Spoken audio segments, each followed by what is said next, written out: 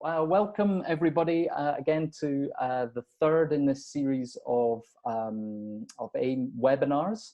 Welcome to people who are joining us for the first time, but also great to see a lot of you that have been here for the previous 2 weeks as well. I'd also like to just introduce my colleagues. So we have with me Joanna Castro, who's the founder and president of AIMM and one of the senior researchers. Joanna, are you there? You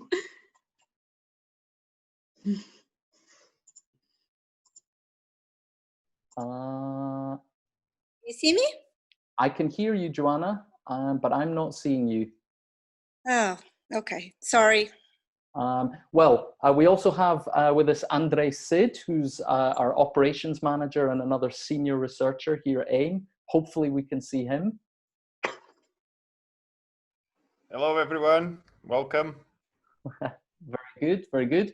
As we go through the presentation today, as I said, there will be a couple of moments of interaction where I'd invite you to answer a few questions.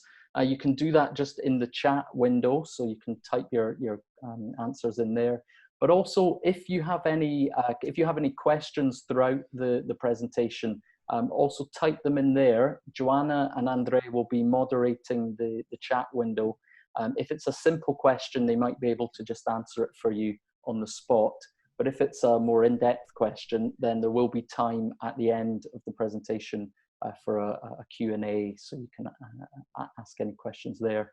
I think maybe some of you are having problems seeing my video, which was not the end of the world. As long as you can see the presentation, that's the main thing. So just very briefly, I apologize to people who've been here in previous weeks, and this is now the third time you're hearing this, but for anyone who's here for the first time, just to introduce AIMM. So AIMM's a not-for-profit NGO based in Portugal, in Europe. It was created in 2010, so 10 years ago, by a group of Portuguese marine biologists who wanted to establish a sort of research foundation to look into research and conservation of the marine species and the marine environment here in Portugal. We're based in the south of Portugal, in the area called the Algarve. You can see on the map here, right at the bottom of Portugal. So that's our main area of focus, but we've also conducted research and surveys elsewhere in the Portuguese territories as well. So let's get started. Today's webinar, we're going to be looking at the interaction between cetaceans and humans. So obviously this is a relationship that goes back many years, really since humans first sort of appeared on the planet. And we're going to take a look at the various ways in which humans and cetaceans interact. Some of them positive, some of them less so. And as I say, there will be some time at the end for your input as well, and some of your ideas. Okay, so first of all, let's start with sort of ancient history. Human beings, ever since human beings appeared on the earth, they've, it's also important to remember that cetaceans were around a lot earlier than humans. So that relationship has been going for many years, and humans have long been fascinated with cetaceans, and that's true of all different cultures around the world. It's most widely sort of believed that the first contact between humans and cetaceans would have occurred from strandings, could be live strandings or dead animals that appear on the coastline. And you can sort of imagine early humans, how they would have sort of responded to, a huge animal washing up on the beach, completely alien, looks like nothing they would have encountered on land before. And so you can see where this sort of idea of kind of sea monsters would have arrived from. Then as those ancient cultures started to venture out into sea to master navigation, they would have obviously encountered these animals alive and in the wild. So over these years, it's no wonder that cetaceans start to be represented a lot in art and mythology and legends. You can see here on the right the little mosaic here. This is a fresco that was painted in a small building in Crete, I believe, and dates back to, I think, 1600 BC. So, you know, thousands of years ago, you can see people were interacting with these animals and recording them in their art. And actually, the oldest known occurrence of a cetacean appearing in any sort of cave art was from a cave in Norway, which radiocarbon dating showed was almost 11,000 years old. So very, very old. And that was of a group of killer whales. The ancient Greeks, though, were probably one of the first civilizations to really sort of master seafaring. So it's little wonder that they encountered a lot of cetaceans, primarily in the Mediterranean. And cetaceans appear a lot in some of their mythology. The coin you can see at the bottom here is supposedly depicting Orion, who according to the Greek myths rode on the back of a dolphin into the night sky, whereupon Zeus, the king of the gods, rewarded him with 3 stars in the sky, which we now refer to as Orion's belt in the constellation of Orion. So these animals were really important to these cultures, and in fact, in the case of the Greeks, they were sort of thought of as kind of messengers or conduits to the gods, and considered really quite sacred. As a result, they were quite well protected. So killing a dolphin was sort of tantamount to killing another human being, and therefore punishable by death. So in the Greek times, these animals were really quite well protected. But we look around the world, all the sort of ancient cultures, particularly coastal cultures like the Maoris, the Polynesians, the Inuits, they all had close relationships with these animals. Unfortunately, not always in such a positive way, perhaps as the Greeks. And so a lot of the time, these animals were really just seen as a source of food, maybe a commodity for trading, for sort of building weapons, hunting materials.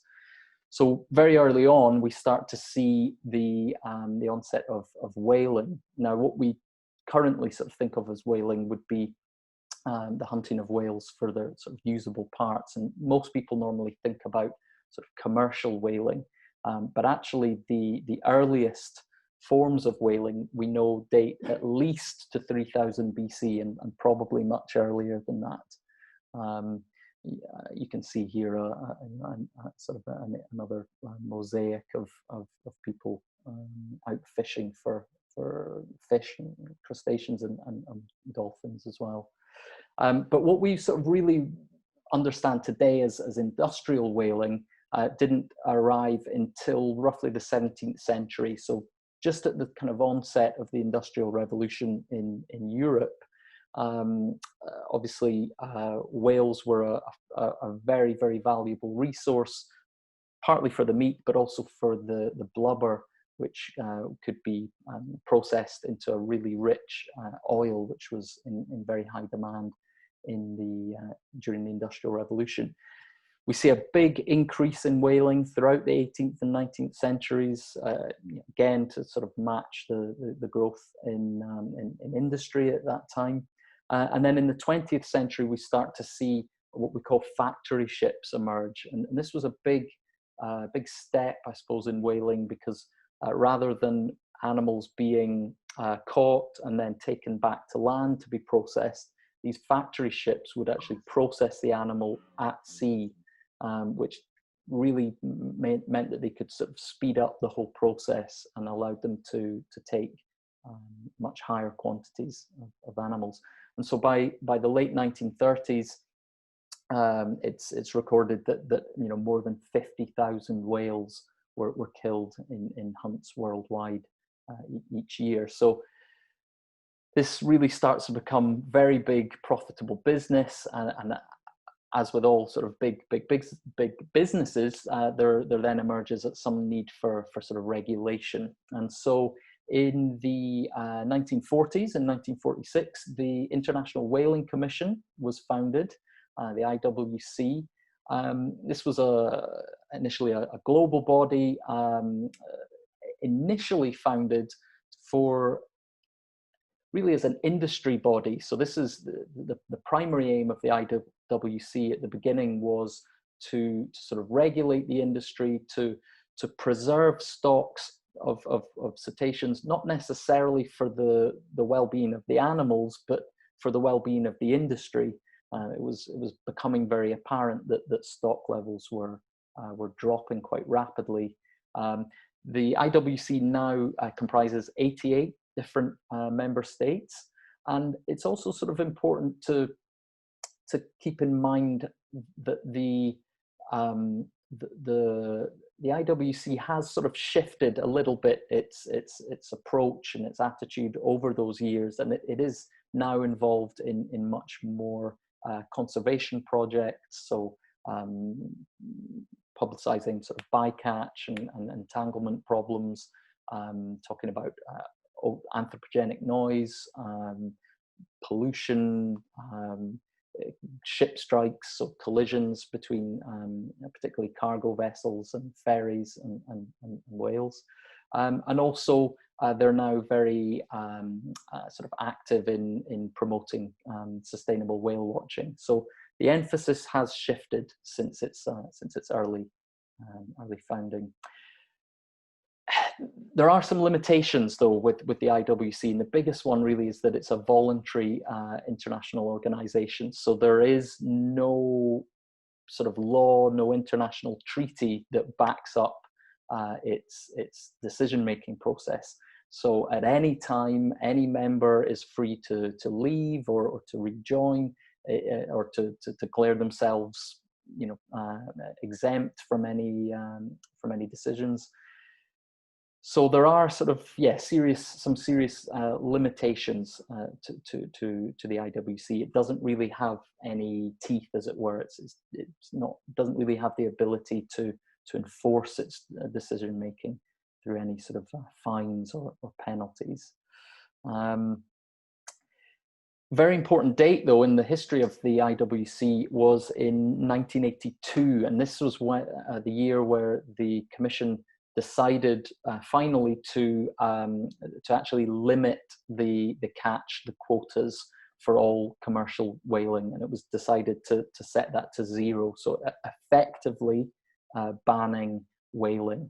Now it's important to draw your attention to the fact that it's a moratorium. It's not technically a ban, so this is technically a temporary moratorium that all the participating countries agree to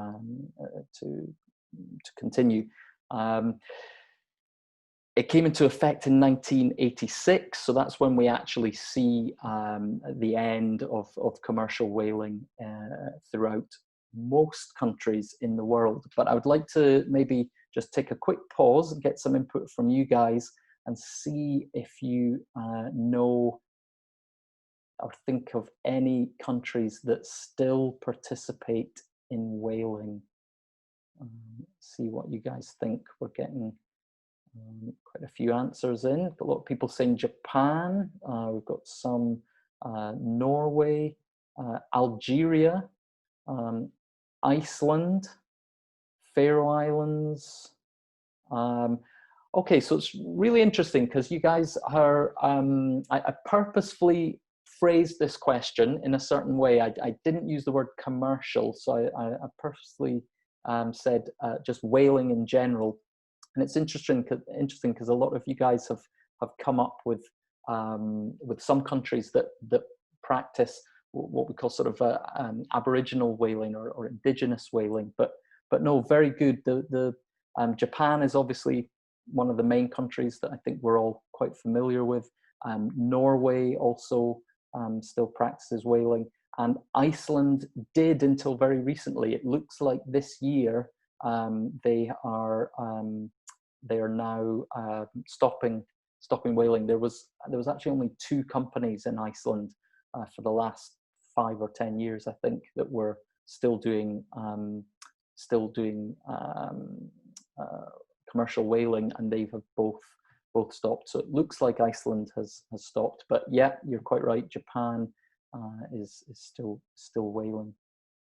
So yeah, very good, everybody. So now that sort of leads quite nicely into this loophole in the moratorium. So this was, as we said before, it was the IWC is a voluntary organization. It doesn't have power to completely ban whaling. It relies on all the member states to opt in to the moratorium. So one of the biggest loopholes, which probably a lot of you are familiar with, would be what we call scientific whaling. So there is a quota set by the IWC that allows countries to take a certain number of whales. The numbers vary between different species for scientific purposes. It's, I think, pretty much universally accepted that certain countries, particularly Japan, have kind of taken advantage of that loophole and continue commercial whaling under the guise of science. But also, very important to mention that that the moratorium doesn't have really any effect or power over unregulated and illegal hunting. And recent sort of reports have estimated that maybe over 100,000 small cetaceans are killed each year just by local fishermen, usually to use the animal for bait, for fishing. And obviously this is completely illegal, unregulated, and almost impossible to police. And then the other thing, as we mentioned, was the Aboriginal whaling. A few people, I think, responded with Greenland and the Faroe Islands, which are both sort of connected to Denmark, and Polynesia. I think someone mentioned also the North American tribes in Canada. Joran, yeah, very well done, Joran. So yeah, these are all what we consider Aboriginal whaling, and it's a little bit of a tricky area because there's no sort of clear definition of what constitutes Aboriginal whaling. So I think probably it's fair to say that it's one thing, a small remote Siberian tribe perhaps taking 2 or 3 whales a year for sort of subsistence, for food and for making weapons and building materials. Arguably, it's a very different thing, for example, in the Faroe Islands, where hundreds and hundreds of animals are killed each year, with sort of a link to a cultural connection, which Denmark would class as Aboriginal whaling. So it's a little bit fuzzy, but these are the 4 main countries that are that the IWC allows to conduct Aboriginal subsistence hunts. Again, I'd like to sort of get some of your input here and sort of see what are your opinions about subsistence whaling? What do you think? Does that seem acceptable to you? Does it seem maybe in complete sort of disregard for the moratorium? If anyone has any opinions there, you can drop them into the comments. Might be something that we can come back to at the end as well. Yeah, maybe a few people take some time to think about that as well. It might be something we look at again. So obviously, whaling was a big business, a big industry. After the moratorium came into effect in 1986, it really quite dramatically affected a lot of coastal communities that relied on whaling as its main industry. And one of the sort of ways out of that economic hardship was through the emergence of whale watching. Now, I'm not going to spend too long talking about this because I know that a lot of you were here last week when we focused on whale watching. But this really started to emerge in the early 1950s in the US, but really started to take off in the 90s, so just after the moratorium came into effect. And the main thing to sort of take away here is that did provide that transition away from whaling and into a more sort of eco-friendly, more sort of sustainable business activity for a lot of these communities. It's also maybe interesting to point out that in Portugal we have a perfect example of this. So in the Azores archipelago, we have a lot of cetaceans there, and whaling was a very big industry there up until 1986. But since then, a lot of the same whalers, the same fishermen, the same boats, in fact, in the early days, then started to take tourists out to view the animals in the wild. So we have, you know, a good example of that here in Portugal, but I know there's a lot of other examples around the world. So yeah, just important to draw your attention to the fact that this is really big business, whale watching, estimated over $2 billion in revenue in 2018, I think. And it's something that we see all over the world now, a lot of people employed and a lot of dependent communities. It's obviously great that it gives a lot of people an opportunity to see these animals in their natural environment. But it's also the case that you can see these animals now in aquariums and in zoos and theme parks. So it's also, you know, I think one of the really sort of important things that we need to focus on when we're talking about the relationship between humans and cetaceans is captivity. Now, in 2018, sorry, not last year, the data shows that over 3,600 cetaceans were being held in captivity. So it's a lot of animals. This is worldwide. Now, the three species that are most commonly found in captivity would be bottlenose dolphins, orcas, and belugas. Really, for sort of the simple reason that they tend to be the animals that survive best in those conditions. They're all quite sort of robust animals, particularly the bottlenose and the orcas. They're also very intelligent, so they're probably the easiest animals to be trained. So those tend to be the animals that we see most frequently in captivity. 355 public facilities worldwide containing captive cetaceans in 58 different countries. So it's a really sort of global business. But actually 60% of that total, that 3,600, are found in just 5 countries, China, Japan, USA, Mexico, and Russia, with China having the highest number and Russia currently the lowest number of those 5. And sadly, since the 1950s, over 5,000 cetaceans have died in captivity. So yeah, not always good, but it is important to draw your attention to some of the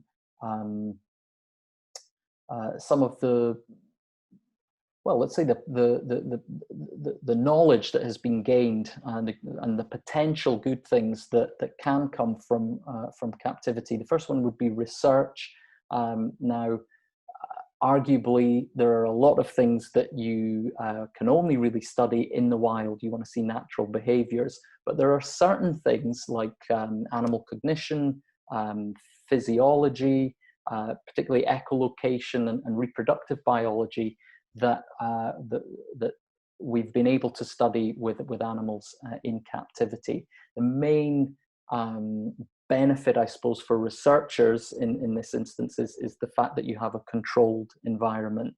Now, of course, there are huge ethical questions that have to be confronted with any research into this field. We'll come on to those in a minute.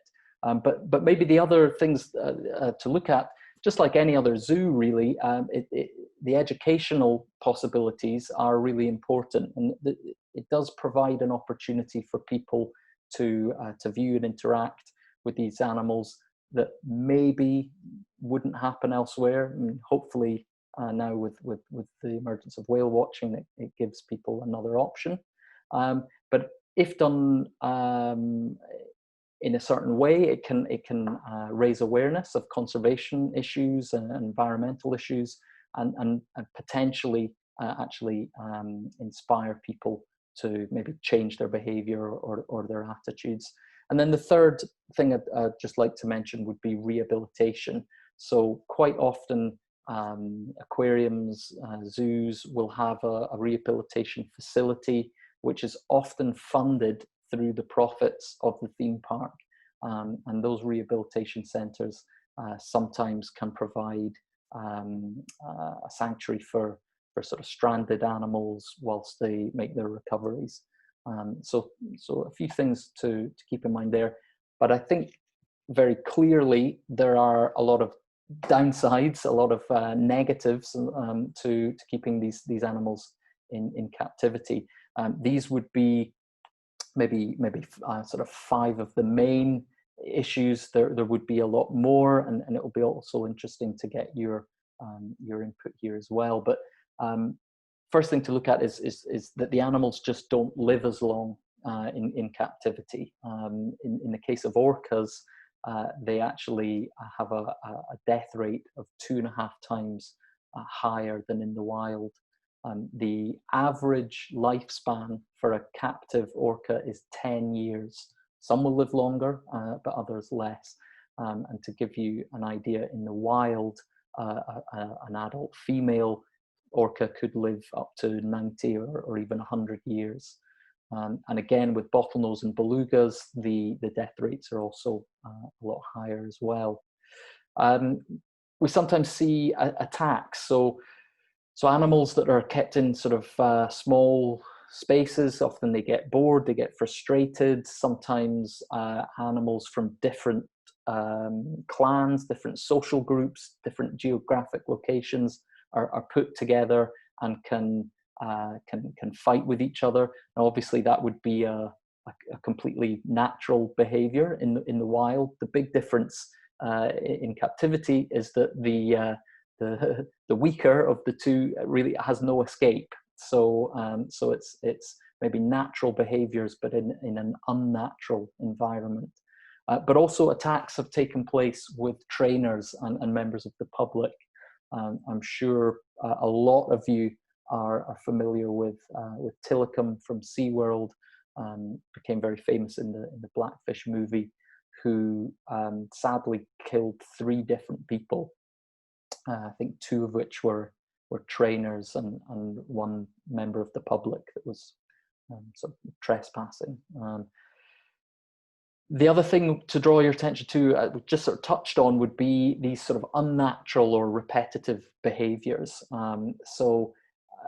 Animals kept in confinement often get bored. There's just a lack of stimulus. There's a lack of social bonds. They don't have that interaction with other members of their group, their pod, their clan. As I said before, sometimes you might even have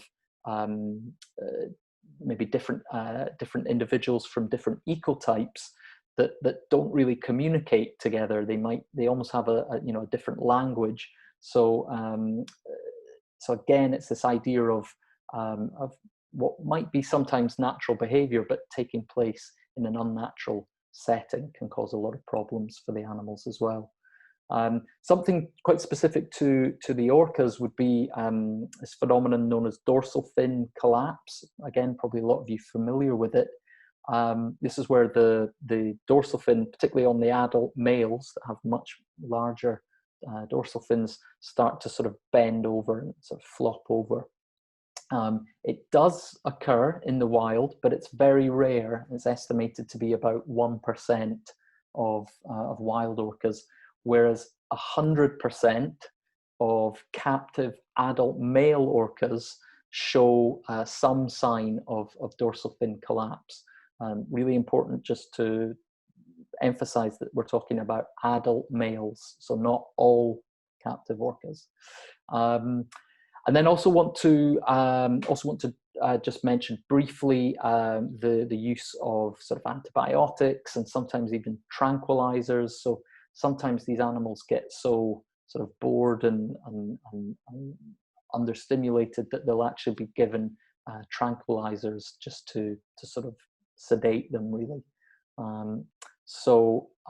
Yeah, few issues there that are not so good.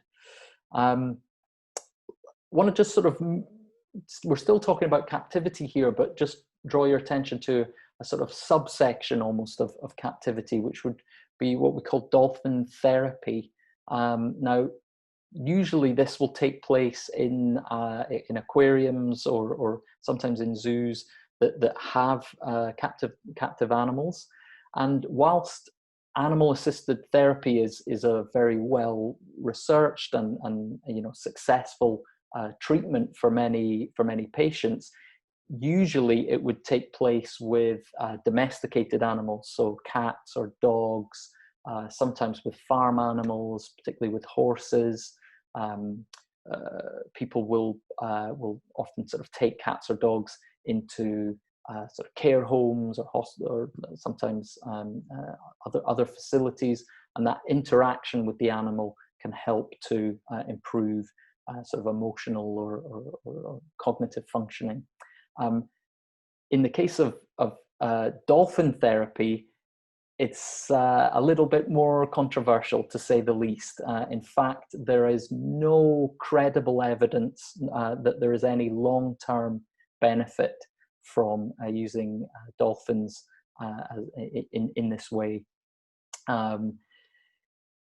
Often the little evidence that does exist is produced by the same organizations that keep the animals in captivity anyway, and so we have to sort of start questioning how valid that's going to be. So this is a very controversial area. It's considered really to be a little bit esoteric, but there are people who, particularly parents maybe with vulnerable or disabled children, that are prepared to try anything if it may help their children. Obviously, it has all of the same potential problems that we just talked about regarding captivity, and potentially could be quite dangerous for both the participant and the dolphin. Another little sort of subsect of captivity, which I just want to mention really briefly. A lot of people are not aware of this, but or they think it's a hoax, that it's not true. But it is true that primarily the US, and before the collapse of the Soviet Union, the Soviets invested a lot of money into training marine mammals for sort of military purposes. It sounds crazy, but this was and still is very much the case. Usually these animals were used for sort of mine clearance, sometimes retrieving objects or locating missing personnel. And primarily the species we're talking about here were bottlenose, belugas, sea lions, and seals. In 2007, the US Navy invested $14 million in their marine mammal training program. So this is still this is still a big deal. And I believe that worldwide there are now 70 dolphins and 30 sea lions still involved in these programs. So, few different sort of aspects of captivity, maybe some that you might not have been familiar with before. I'd like to pause just now as well and ask maybe if you can give some input here. So have any of you ever seen a captive dolphin, either in a zoo, an aquarium, maybe on a visit to a rehabilitation center? If you can jot down a few answers, and then I might just select one or two people to see if they want to share some of those experiences. Don't be afraid to say yes. Don't be ashamed. It's I think a lot of people, these theme parks and aquariums, as we saw, are all over the world. Very popular in terms of numbers of visitors. We actually have very close to us here in the south of Portugal one such park. Maybe let's have a look here. I'm going to pick on someone. Maybe Oana, would you like to unmute your microphone and share with us a little bit about your experience? If you don't want to, that's fine. I'll pick on someone else. No, it's all right. Yeah, so I've seen the first time dolphins in the aquarium of Genoa, in Italy. And at that time I was already in love with dolphins. So I was just the happiest person on the planet. So I think during that visit, I only saw dolphins in the aquarium. I didn't see anything else because I stood there for the whole time. But the little bit upsetting part was that there was no one there to ask questions to. So, and there was, I don't really remember if there was any text. I guess there was something about it, but not so much. So all I knew was all I already knew about dolphins. Yeah, okay. So that's often the problem we find with some of these facilities, is that they're primarily focused on entertainment, and there's a real sort of lack of educational element. Right. And then I went to well, I tried to go to all aquariums I could whenever I was traveling, and I was going to all the whale watching when I was traveling without much success, really. And then eventually I went to two swim programs. So I went to Malta, and then later one in Mexico, in Isla Mujeres.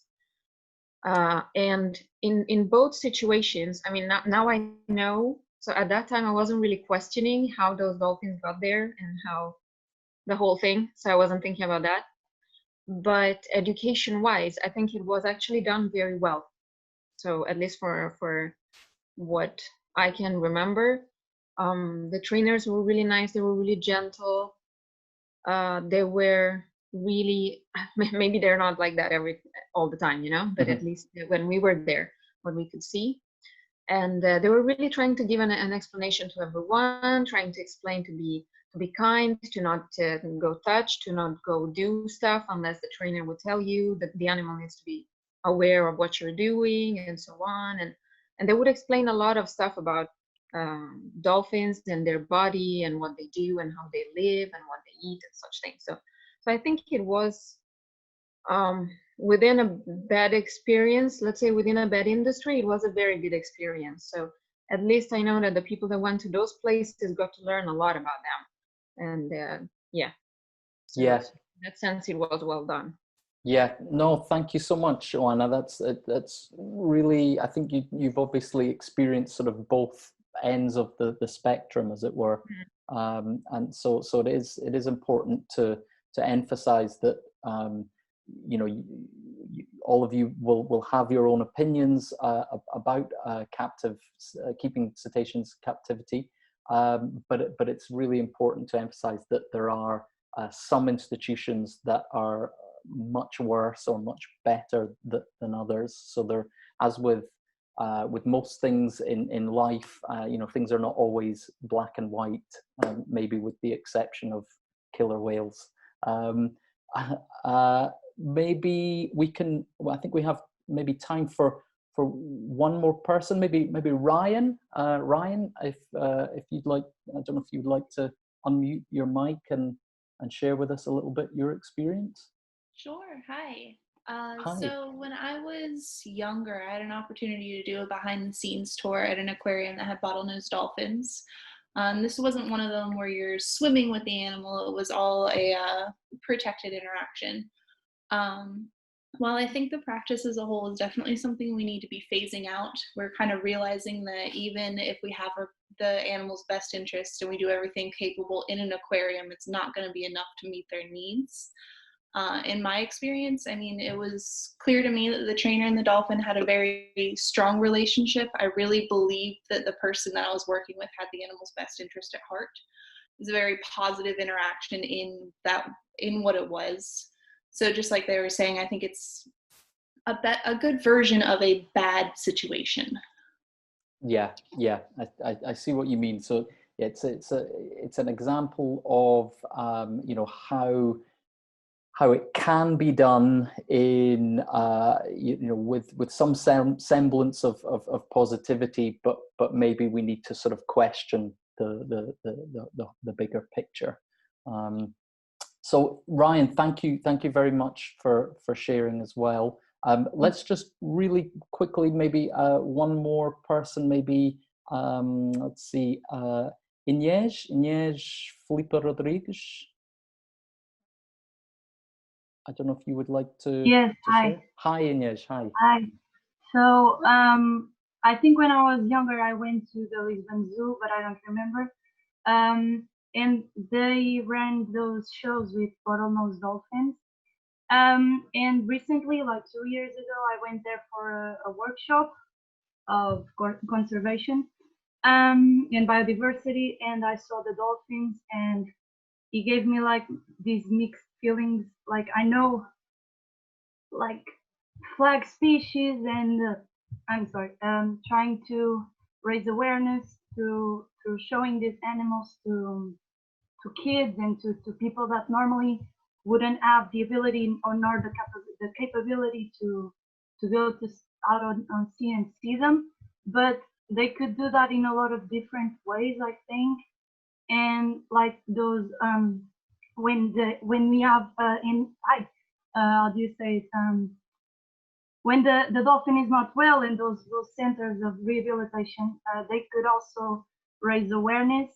And I don't think the shows are a really nice way of doing that, because the behaviors are not natural behaviors, or they are like giving natural behaviors like commands. So it's like, I don't know, I'm comparing it to training domesticated animals. So they are basically domesticated dolphins. So it gave me like these mixed feelings. I don't know. Yeah, no, I understand. I think that's it's a really good summary. I think often people come away from these experiences with quite conflicting feelings. I just want to make it sort of clear that my intention here is not to sort of influence your opinions. You're all capable of forming your own opinions and doing your own research. Really, just to draw your attention to the reality of captivity at the moment. This is maybe it's always a subject that we could talk about for hours and hours and hours, and it's very close to a lot of people's hearts. So we might come back and touch on this a little bit at the end. I'm just seeing Teresa making a very interesting comment about reintroduction of captive animals. So that might be another one to come back to. But let's crack on. not too much to go. So obviously, fisheries is another big interaction between cetaceans and humans. Certain species in particular tend to be drawn towards certain fisheries often. It can give them an opportunity to catch food more easily with less energy expense. But also sometimes the animals will be competing with humans in the same sort of highly productive areas. So it's not always that they're drawn to the boat necessarily. It could just be that that's where the highest concentration of fish are. And obviously that leads then to problems with bycatch, so sort of accidental entrapment of cetaceans in fishing nets and fishing gear, which is a huge problem, and it's actually now the biggest threat to cetaceans worldwide. Sadly, hundreds of thousands of cetaceans are caught each year in discarded fishing nets or active fishing nets, and in particular the vaquita and the Maui dolphin would be two examples of species that are really on the brink of extinction now due to bycatch, but also depletion of fish stocks and food. Just a little spot quiz for any cetacean ID geeks out there. Can anyone ID the species of cetacean in the lower right hand picture? It's not a terribly nice picture, I'm afraid, but let's see if anyone. Alicia, round of applause straight in there. So yeah, Maui or Hector's dolphin. So there's a little bit of confusion between these. That Maui dolphin is like a sort of subspecies of the Hector's dolphin. But yes, these are Hector's dolphins that were entangled in discarded fishing gear, sadly, in New Zealand. So yeah, round of applause, Alicia, well done. I wanted to try and sort of end on a slightly more positive note. There are occasions when the sort of interaction between humans and cetaceans regarding fisheries can be much more positive, and in fact there are some cases of collaboration between the two species.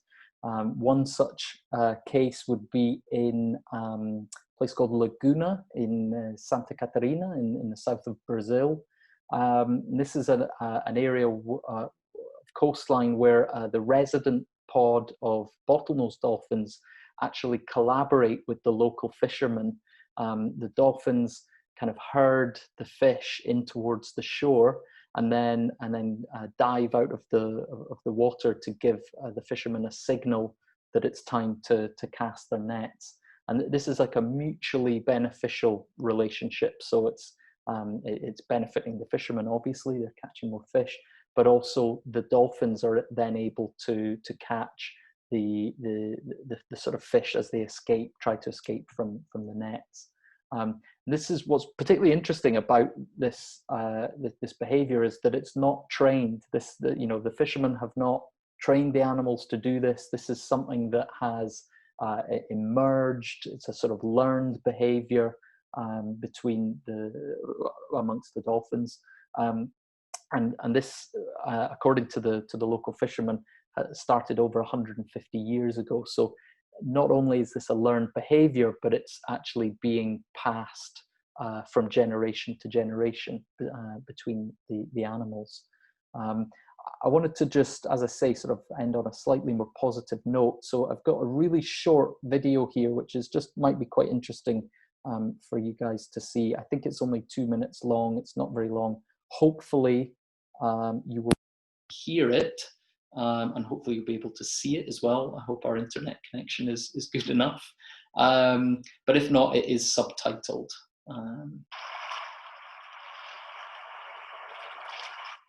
Oh, primeira caixinha! Cada boto tem um nome. 2. Tem o Borracha, o Batman, tem o Jack, tem o Scooby, tem o Caroba, tem o Avalanche, Aranaguá, tem um monte de boto.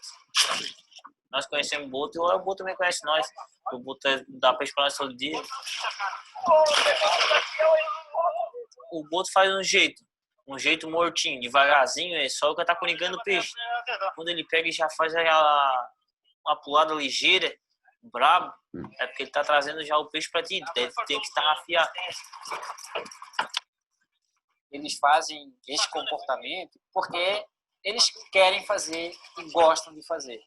Não necessariamente porque precisam fazer. Eles poderiam capturar qualquer peixe em qualquer lugar. Mas existe uma relação e eles gostam de cultivar esta relação. Eles repetem porque traz um retorno alimentar, um retorno energético, mas que também pode trazer uma satisfação social.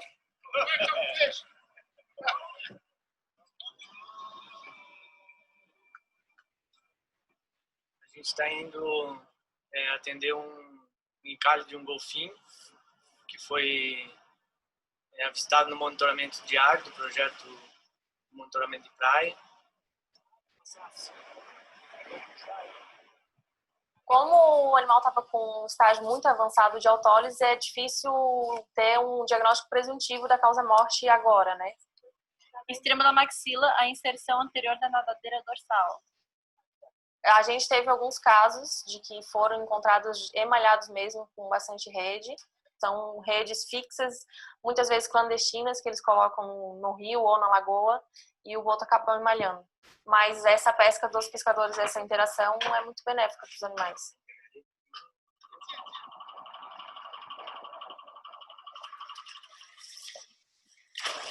Aqui nós dependemos do boto, né? Senão, se o boto não pular, nós não pega peixe. Nós cuidamos bastante dos botos aí, né? Mas só que tem bastante gente que não... Esses redeiros aí acabam com tudo, né?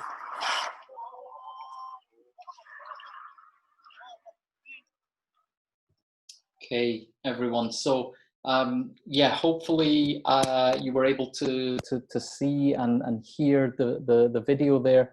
A few people have asked for the link.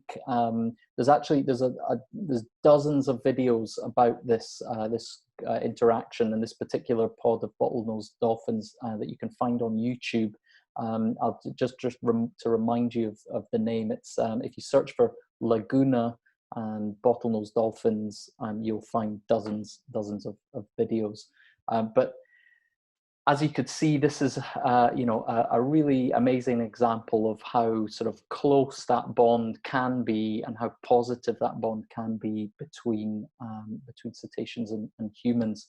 Don't need to play that again. So obviously, hopefully you can see that over the human history that relationship has flowed, sort of positive, more negative interactions.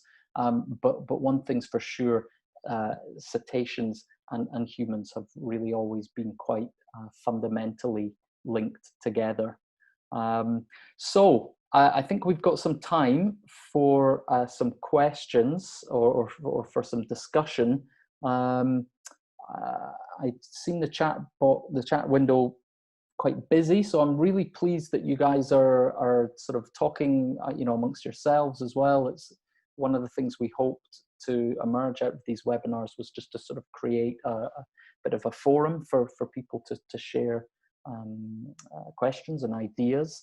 I don't know if Joanna or Andre, if you'd highlighted any particular topics to talk about here.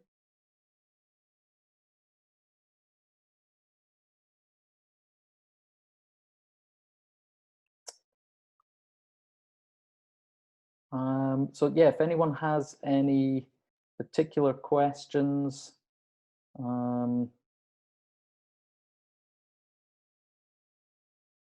know a few of you have to go. So Joanna, thank you for joining us. Awana is asking if there's any publications about this behavior. Joanna, is that something you're aware of? Yeah, can you guys hear me? Yes. Okay, perfect. Yeah, there's several publications about this behavior. We can send you the links for some of them. But yes, there are really good articles from the teams in Brazil that are studying this particular population, and yeah, they've been publishing a few things on it recently, actually, at the Marine Mammal Conference this year, last year, December 2019. They've made amazing presentations regarding this subject. So yeah, I can try to find the link for you guys. Thanks. Actually, I was referring also to the behavior of dolphins or whales trying to, at least apparently, helping out people that were either about to drown or being attacked by sharks and stuff like that. So when they've been helping out humans in the water. Right, sorry, I thought you were talking about the fishery situation. I don't, to be honest, I don't know about scientific articles, but there's a lot of gray literature on it. That's for sure. There's a lot of cases reported. The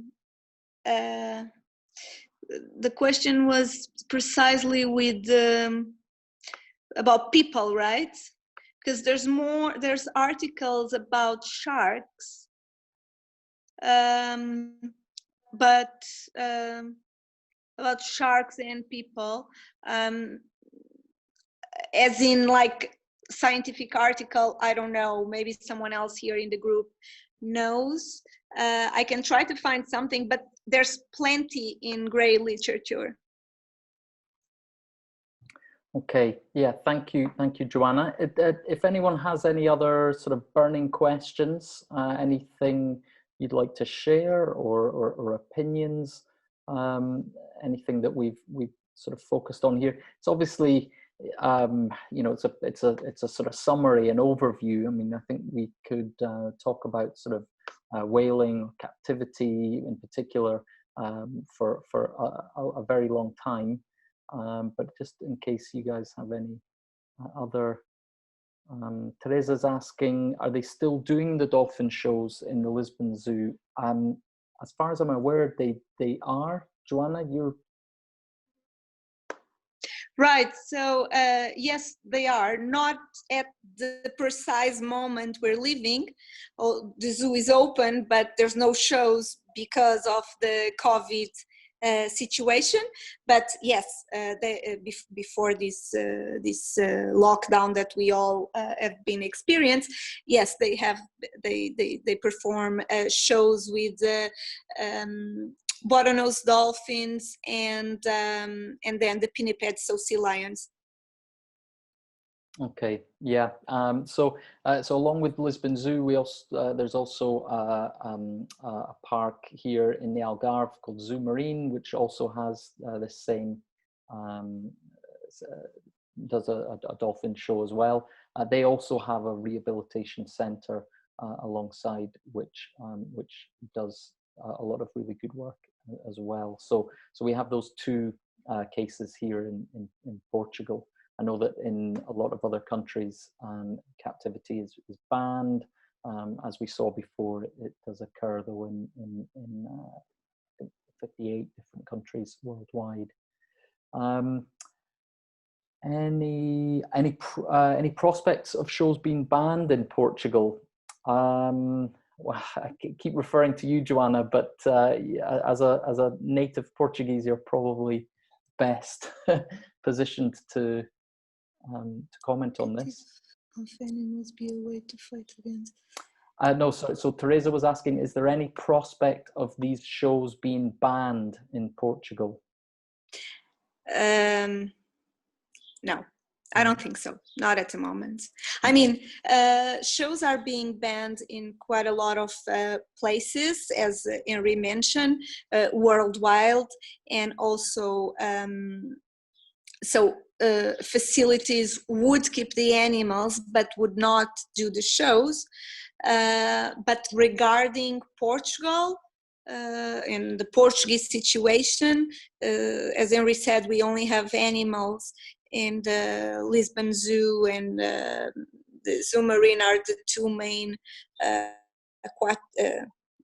aquatic institutes that have marine mammals. We have others, but let's consider these two the main ones regarding dolphins for sure. And yeah, no, I don't think for now there's any you know, process of being banned. Maybe in the future. It seems that the entire world is going that way, so maybe in the future, but not for now. Okay. As long as I know. Thank you, Joanna. And also Juliana's making a good point here, or asking a good question. Can dolphins and whales be protected with the money made of their, or from their watching, as happens in Africa with some safari parks? So that is a good thing to mention. And again, you know, the case of Zoo Marine here in the south of Portugal is a good example.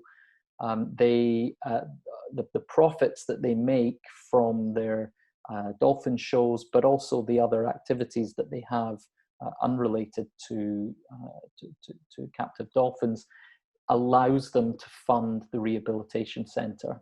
There's often very little government funding for rehabilitation centres, so this funding has to come from private sources. So, you know, without that income, it would be pretty much impossible for Zoo Marine to keep that rehabilitation centre open. You know, two sides to every coin, I suppose. We're going to need to start wrapping this up fairly soon, but let's just maybe take one or two more questions. Henry, maybe the question from Juliana. From Juliana about can dolphins and whales be protected with the money made? I just answered that. Maybe you didn't. Sorry, I didn't hear it. Sorry, apologize. Okay. No problems. Ryan's just mentioning station captivity without a training curriculum would, in my opinion, be even more inhumane. Training teams and diets are expensive and need to bring their own profit in. So to me, banning the shows would only make sense as a part of a plan to phase out captivity altogether. Yeah, I mean, again, I think we sort of have to accept that the reality is there are cetaceans currently in captivity, and we obviously want to ensure that they suffer as little as possible. Now, obviously, reintroduction could be the goal for many of these animals, but reintroduction is not a simple or cheap process, and it's not always actually an option for many animals. So unfortunately, it's not really possible to sort of wave a magic wand and just end captivity altogether. It is something, as Ryan mentions, that will have to be sort of phased out if that's what governments and the public decide is the best thing.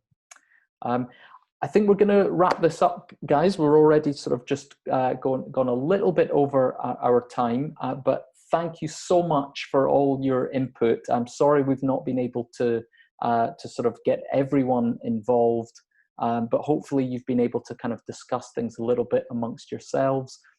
Hopefully this is maybe you've learned something new during this, or it's given you a slightly different perspective on something that you already have thought about. But before you go, I have some very exciting information for you.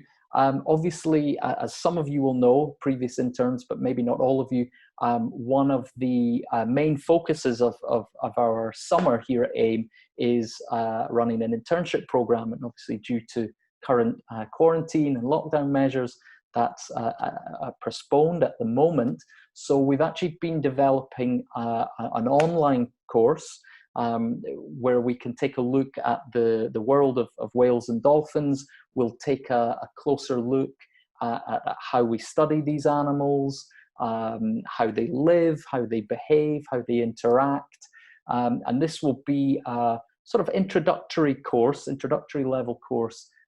So ideal for students, maybe marine biology students who'd like to focus a little bit more on marine mammals, specifically cetaceans, or enthusiasts, or just nature lovers. You don't need any kind of scientific background, so it's really we're pitching this at all levels. It's going to be a 10-hour course. It's going to start on the 8th of June, and it will run over the following 2 weeks. It's going to contain sort of live sessions, Q&As, debates, pre-recorded audio and video presentations, PDFs, self-study, also a really unique opportunity to have a one-to-one session with one of our researchers, senior researchers, to ask any kind of burning questions. Maybe you're thinking about a career in marine biology or working with cetaceans. So it's a really unique opportunity. And not only this, we are offering a pretty huge discount on the cost of this course to all of you who've been participating in our webinars, just as a way of saying thank you. So the normal fee for this course is going to be €145. So please, if you have any friends or family who you think might be interested, you can pass this information on. But for all of you guys, you have a unique opportunity to subscribe to this course for just €100, so almost a third off.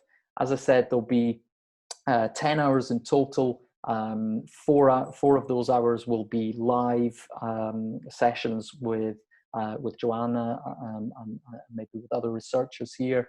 So it's a really great opportunity. Maybe it's interesting for some of you guys.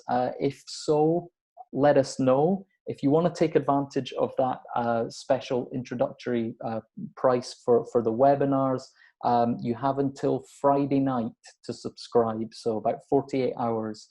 So if you think that might be interesting for you, do drop us an email. You can find more information about the course, more details at our website, aimportugal.org, or if you would like to subscribe to the course, send us an email at info@aimportugal.org. So we're really excited to be launching this course. You are the first people to hear about this. We'll be launching it also on our website later today. But please let us know if that's something that you might be interested in. Aside from that, just once again, want to thank everyone for taking the time to join us. I hope it's been a useful, fun, or knowledgeable experience for you. And as with the previous weeks, we just all wish that you're healthy, happy, and surviving these crazy times as well as possible. So thank you, everyone. We look forward to seeing you all again sometime soon, 8th of June, perhaps, if you want to join. And yeah, take care and goodbye. Ari. Did I forget? One final thing. I really wanted to thank to all of you, to all participants of the webinars. As Henry said, obviously it's very important for us that you are enjoying these webinars. Thank you for all the donations you've made. Thank you very much. This was a new situation for us, the webinars, but I think everybody quite enjoyed it, and your reviews were very positive. Hopefully, as Henry said, you will join us on the online course. I think it's going to be really exciting. I'm very excited about that course, to be honest. It's not going to be extremely scientific, but it will be the sort of scientific that it's easy for everybody to get. And also, pay attention to our Facebook and all the social media, because we're going to be releasing, besides this online course, we're going to be releasing other courses that might be also interesting for you. So that's, I just wanted to say thank you for all your support. That's it. Very good, Joanna. Yeah, I obviously echo all of Joanna's sentiments. It's been really, really nice to see so many of you interested in these webinars and for participating and getting involved. It's been, as Joanna said, a sort of new experience for us. So it's been, yeah, really good. So yeah, once again, hope that you've enjoyed, and we look forward to seeing as many of you as possible again soon. So yeah, take care. Bye-bye.